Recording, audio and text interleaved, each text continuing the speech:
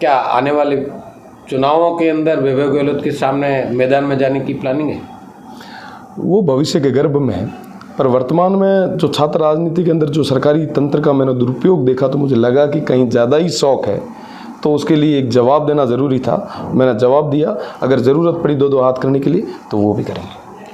आपने वैभव गहलोत को कहीं ये भी कहा है कि अगर आपको छात्र राजनीति में आना हो तो खुले मैदान में आइए, आमना सामना कर देते हैं, क्या कहना है? बिल्कुल, अगर आपको इतना ही शौक है तो आप बता रहे हैं, आपका स्वागत है। दो हाथ करने में हम भी पीछे नहीं रहेंगे। छात्र संघ के कार्यालय लॉक होते हैं और दूसरी तरफ वैभव जी के कैंडिडेट का लॉक खुलता है। सबके साथ एक 2000 की भीड़ के साथ में वो कार्यालय उद्घाटन करते हैं और साथ ही साथ में जो एबीवीपी के जो प्रत्याशी थे उनका टिकट कटवाने के लिए हर संभव प्रयास करते हैं। जैसे आपकी सीधी लड़ाई हुई वो वैभव गहलोत से रही, आपने अपने भाषणों में कहा भी, किस तरीके का इंटरफेयर उन्होंने किया, कैसे किया? सब इंटरफेरेंस इस लेवल का था कि एक तरफ सारे छत्तीस कौम के युवा और जो भी हमारे विश्वविद्यालय के विद्यार्थी थे उनको पता चला कि कहीं ना कहीं सरकारी मशीनरी का दुरुपयोग हो रहा है। एक मजबूत उम्मीदवार को पीछे करने का और उसको हराने के लिए पूरे तरीके से उपयोग में लिया जा रहा है। तो गौ सेवा, उसके बाद में अचानक छात्र राजनीति वापस जोधपुर पहुँचे और आज पहली बार पहुँचने में आपको 12 घंटे लग गए बाड़मेर में स्वागत के। क्या कहना चाहेंगे बाड़मेर की जनता के लिए और किस तरीके का चुनाव होगा? मैं बाड़मेर की जनता का धन्यवाद देना चाहूँगा। मेरे पास शब्द नहीं है कि किस तरह बयां करूं।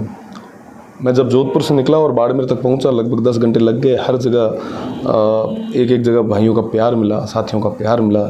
छत्तीस कौम के युवाओं ने जम के भाई अरविंद सिंह का और हमारा स्वागत किया।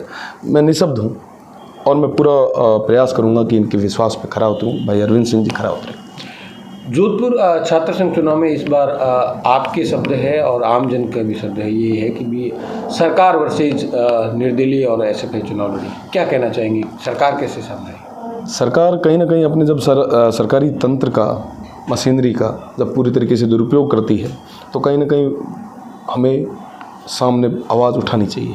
विश्वविद्यालय के अंदर कई सारी ऐसी छात्र संघ चुनाव में हुई और सब साथियों ने मिलकर हमने आवाज़ उठाई और कहीं ना कहीं छत्तीस कौम के युवा और जो भी हमारे विश्वविद्यालय के विद्यार्थी थे उनको पता चला कि कहीं ना कहीं सरकारी मशीनरी का दुरुपयोग हो रहा है। एक मजबूत उम्मीदवार को पीछे करने का और उसको हराने के लिए पूरे तरीके से उपयोग में लिया जा रहा है।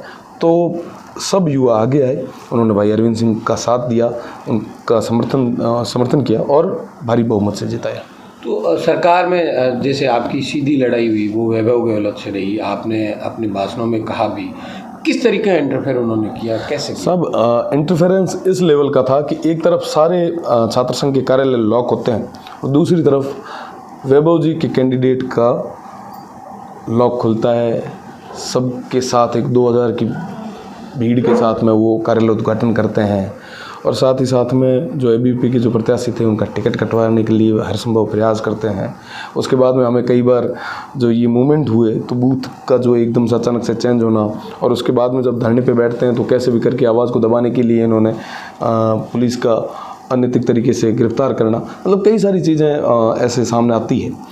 और खुले रूप से जब वो एक एक गली में एक एक पार्षद से जाके मिलते हैं इस छात्र संघ को चुनाव को लेके, तो मैं इस चीज़ को क्या समझूं जी। तो आने वाली राजनीति की अगर बात करें तो रविंद्र सिंह भाटी कहाँ देख रहे हैं और क्या राह रहेगी? मैं तो बाड़मेर का बासिंदा हूँ और मैं यहीं ठीक हूँ। जो जनता चाहेगी मैं वैसा करूँगा। आपने वैभव गहलोत को कहीं ये भी कहा है कि अगर आपको छात्र राजनीति में आना हो तो खुले मैदान में आइए, आमना सामना कर देते हैं, क्या कहना है? बिल्कुल, अगर आपको इतना ही शौक है तो आप बता रहे हैं, आपका स्वागत है। दो हाथ करने में हम भी पीछे नहीं रहेंगे। क्या आने वाले चुनावों के अंदर वैभव गहलोत के सामने मैदान में जाने की प्लानिंग है? वो भविष्य के गर्भ में है, पर वर्तमान में जो छात्र राजनीति के अंदर जो सरकारी तंत्र का मैंने दुरुपयोग देखा तो मुझे लगा कि कहीं ज़्यादा ही शौक है, तो उसके लिए एक जवाब देना ज़रूरी था। मैंने जवाब दिया। अगर ज़रूरत पड़ी दो हाथ करने के लिए तो वो भी करेंगे।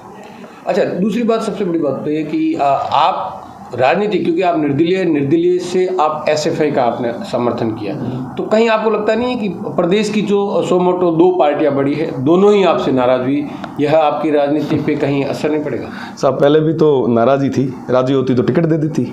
मैं निर्दलीय क्यों जीतता, निर्दलीय क्यों लड़ता? सबसे बड़ी चीज़, किसी के नाराज़ होने से, किसी के राज़ी होने के लिए मैं छात्र राजनीति में नहीं हूँ, राजनीति में नहीं हूँ।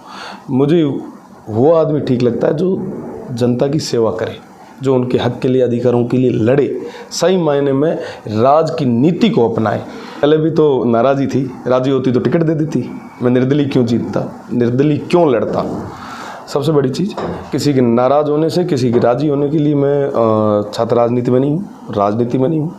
मुझे वो आदमी ठीक लगता है जो जनता की सेवा करे, जो उनके हक के लिए, अधिकारों के लिए लड़े, सही मायने में राज की नीति को अपनाए, राजधर्म को माने। तो मुझे लगा कि भाई अरविंद सिंह करते हैं, मैंने अरविंद सिंह जी को सपोर्ट किया है और एक विश्वास के साथ कह सकता हूँ कि छात्र हितों की जब भी बात आएगी, भाई अरविंद सिंह पहली पंक्ति में खड़े होकर लड़ेंगे। अच्छा, मेरा आखिरी सवाल है, मेरे को ये बताइए कि आने वाले दिनों में रविंद्र सिंह भाटी, क्या एक कयास चल रहे हैं, हालांकि लोगों की चर्चा में भी है कि शिव की तैयारी कर रहे हैं और आज आपका शिव में स्वागत और शिव का कार्यक्रम भी है। मैं मेरे गांव जा रहा हूं, मेरे परिवार के पास जा रहा हूं और बाकी जो चीज़ें हैं वो भविष्य के गर्भ में हैं। जनता जो चाहेगी वो होगा, जनता जनार्दन है, उनका फैसला सर्वमान्य होगा। जी, तो क्या तैयारी है अपनी ओर से, रविंद्र सिंह की ओर से? तैयारी करवाने वाली जनता है, अगर वो तैयारी करवाएगी तो करेंगे, बिल्कुल करेंगे।